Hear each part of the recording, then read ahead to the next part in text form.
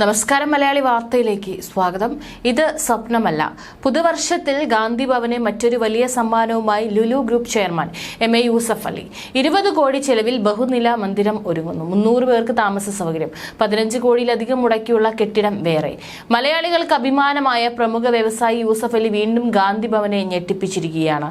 പുതുവർഷത്തിൽ ഗാന്ധി ഭവന് മറ്റൊരു വലിയ സമ്മാനവുമായി Lulu group chairman M A Yusuff Ali. 1300ഓളം അഗതികൾക്ക് അഭയകേന്ദ്രമായ പത്രാപുരം ഗാന്ധി ഭവനിലെ പുരുഷ വയോജനങ്ങൾക്കായി പ്രമുഖ വ്യവസായിയും കാരുണ്യ പ്രവർത്തകനുമായ എം എ യൂസഫ് അലി നിർമ്മിച്ചു നൽകുന്ന ബഹുനില മന്ദിരത്തിന് ക്രിസ്മസ് ദിനത്തിൽ ശിലയിട്ടു.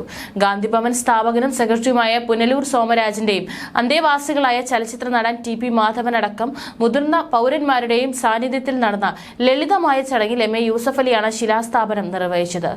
ഗാന്ധി ഭവനിലെ 300-ലധികം അമ്മമാർക്ക് താമസിക്കുവാൻ 15 കോടിയിലധികം തുക മുടക്കി യൂസഫ് അലി നിർമ്മിച്ചു നൽകിയ ബഹുനില മന്ദിരത്തിന് സമീപത്തായാണ് പുതിയ കെട്ടിടം ഉയരുന്നത്. 300ഓളം അന്തേവാസികൾക്ക് അത്യാധുനിക സൗകര്യങ്ങളോടെ താമസിക്കാനുള്ള സംവിധാനങ്ങൾ ഒരുക്കുന്ന കെട്ടിടം പൂർത്തിയാകുമ്പോൾ 20 കോടിയോളം ചിലവ് വരുമെന്നാണ് പ്രതീക്ഷ. 3 നിലകളായാണ് നിർമ്മാണം. മുകളിലായി 700 പേർക്ക് ഇരിക്കാവുന്ന പ്രാർത്ഥനാ ഹാളുമുണ്ടാകും. അടിയന്തര ശുശ്രൂഷ സംവിധാനങ്ങൾ, പ്രത്യേക പരിചരണ വിഭാഗങ്ങൾ, pharmacy, laboratory, library, dining hall, ലിഫ്റ്റുകൾ, 3 മതസ്ഥർക്കും പ്രത്യേകം പ്രാർത്ഥനാ മുറികൾ, ഡോക്ടർമാരുടെ പരിശോധനാ മുറികൾ, ആധുനിക ശുചിമുറി ബ്ലോക്കുകൾ, മാലിന്യ സംസ്കരണ സംവിധാനങ്ങൾ, ഓഫീസ് സംവിധാനങ്ങൾ, കിടക്കകൾ, ഫർണിച്ചറുകൾ എന്നിവയെല്ലാം അടങ്ങുന്ന കെട്ടിടത്തിന്റെ നിർമ്മാണം 2 വർഷത്തിനുള്ളിൽ പൂർത്തിയാക്കുമെന്ന് യൂസഫ് അലി പറഞ്ഞു. ഗാന്ധി ഭവനിലെത്തിയ യൂസഫ് അലി അമ്മമാർ പുഷ്പങ്ങൾ നൽകിയും കുട്ടികൾ ബാൻഡ് മേളത്തോടെയുമാണ് സ്വീകരിച്ചത്.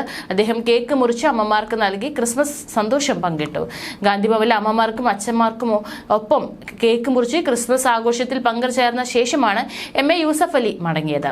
ശിലാസ്ഥാപന ചടങ്ങിൽ യൂസഫ് അലിക്കൊപ്പം Lulu group international communication manager V Nandakumar, chief engineer Babu Varghese, media head Biju Kottarathil, Yusuff അലിയുടെ secretary E A Haris, Thiruvananthapuram regional director Joy Shadanandan, media coordinator N B Swaraj, Gandhi Bhavan vice chairman P S Amalraj എന്നിവരും പങ്കെടുത്തു. സാമ്പത്തിക ഗവേഷണ സ്ഥാപനമായ ഹുറൂൺ ഇന്ത്യയും എഡൽഗീവ് ഫൗണ്ടേഷനും ചേർന്ന് തയ്യാറാക്കിയ ജീവകാരുണ്യ പട്ടികയിൽ മലയാളികളായ 10 പേർ ഇടം പിടിച്ചിരുന്നു. സാമൂഹിക ക്ഷേമ പദ്ധതികൾക്കായി സമ്പത്ത് ചെലവിടുന്നതിൽ ഇത്തവണ മലയാളികളിൽ മുന്നിൽ Lulu group chairman M A Yusuff Ali തന്നെയാണ്.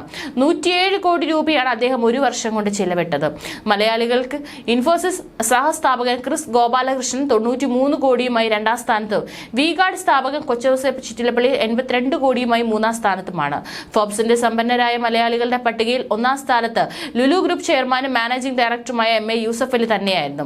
59,000 കോടിയാണ് ഫോബ്സിന്റെ കണക്ക് പ്രകാരം യൂസഫ് അലിയുടെ ആസ്തി. സമ്പന്ന ഇന്ത്യക്കാരുടെ ലിസ്റ്റിൽ കഴിഞ്ഞ 35ാം സ്ഥാനത്തായിരുന്നു യൂസഫ് അലി. ഇത്തവണ 27ാം സ്ഥാനത്താണ്.